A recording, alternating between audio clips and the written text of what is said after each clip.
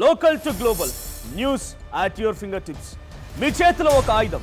Download రా TV app. Media legend Ravi Prakash is back. జై శ్రీరామ్. భారత ప్రభుత్వం నిధులతో మన 4-వే గ్రీన్ లైన్ అని 4 లైన్ల రహదారిని ఒకప్పుడు మన ధర్మపురి పట్టణం నుంచి నిర్మాణం చేపట్టే విధంగా ప్లాన్లు సిద్ధం చేశారు.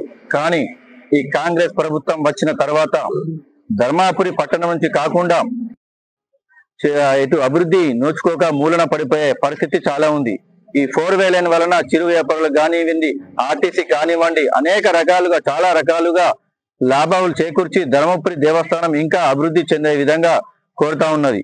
కాబట్టి మా భారతీయ జనతా పార్టీ యథావిధిగా పాత లైన్ ధర్మాపురి పట్టణం నుంచే ఈ 4-వే లైన్ గ్రీన్ లైన్ నిర్మాణం చేపట్టాలని మా భారతీయ జనతా పార్టీ కాంగ్రెస్ ప్రభుత్వాన్ని డిమాండ్ చేస్తా ఉన్నది. అలాగే ఇక్కడున్న మన మినిస్టర్ గారు లక్ష్మణ్ కుమార్ గారు కానివ్వండి, ఎంపీ వంశీకృష్ణ కానివ్వండి, మరి వీళ్ళు ఏం చేస్తున్నారని మేము ప్రశ్నిస్తా ఉన్నాము.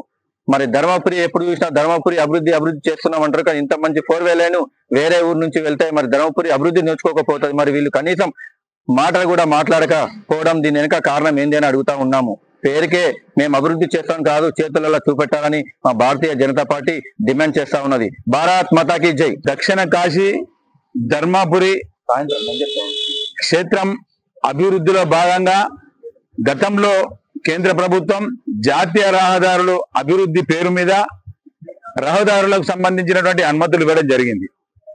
మనకు సంబంధించినటువంటి నిజామాబాద్ నుండి జగిత్యాల వరకు, జగిత్యాల నుండి మంచిర్యాల వరకు ఏదైతే ఉందో అభివృద్ధిలో భాగంగా చులకనగా హైవేల మీద ప్రయాణం చేయాలన్న ఉద్దేశం కొద్దీ భారతీయ జనతా పార్టీ కేంద్ర ప్రభుత్వం ఇవన్నీ ప్రపోజల్ పంపించడం జరిగింది. గతంలో కేంద్ర ప్రభుత్వం కాబట్టి నేషనల్ హైవేకి సంబంధించినటువంటిది జగిత్యాల్ నుండి కల్లెడ, చిన్నాపూర్, నేరల్ల, ధర్మపురి మీదుగా రాయపట్నం మీదుగా హైవేకి సంబంధించినటువంటి ప్రపోజల్స్ పంపించడం జరిగింది.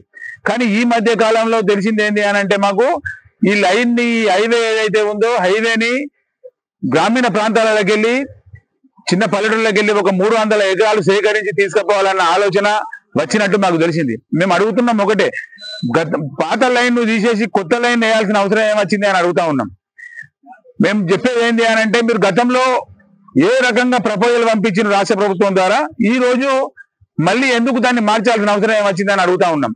అభివృద్ధిలో భాగంగా అని అంటున్నాం, దక్షిణ కాశీ అంటున్నాం, మనం రాబోయే పుష్కరాలు అంటున్నాం. ఇవన్నీ అభివృద్ధి అని చెప్పుతున్నాం తప్పితే అభివృద్ధి పేరు మీద జరుగుతున్నటువంటి ఏంది అని అడుగుతున్నాం.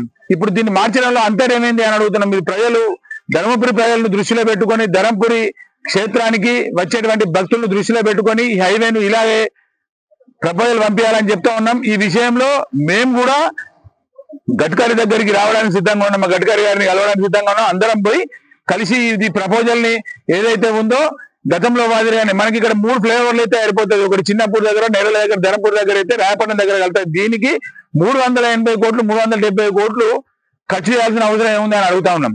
ఇప్పటికైనా రాష్ట్ర ప్రభుత్వం ఈ విషయంలో పునరాలోచన చేసుకోవాలని చెప్తా ఉన్నాం. గతంలో మాదిరిగా ఏదైతే గతంలో మాదిరిగా హైవే చేయాలనుకున్నారో అదే విధంగా హైవే చేయాలని చెప్తా ఉన్నాం.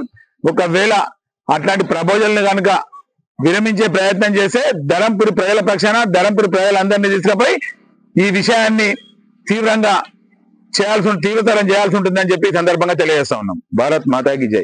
చరిత్ర సృష్టించినోడు ఇప్పుడు ఆ చరిత్రని తిరగరాయబోతున్నాడు. అబద్ధాల గోడల్ని బద్దల కొట్టి నిజాలను రాగా మీ ముందుంచబోతున్నాడు.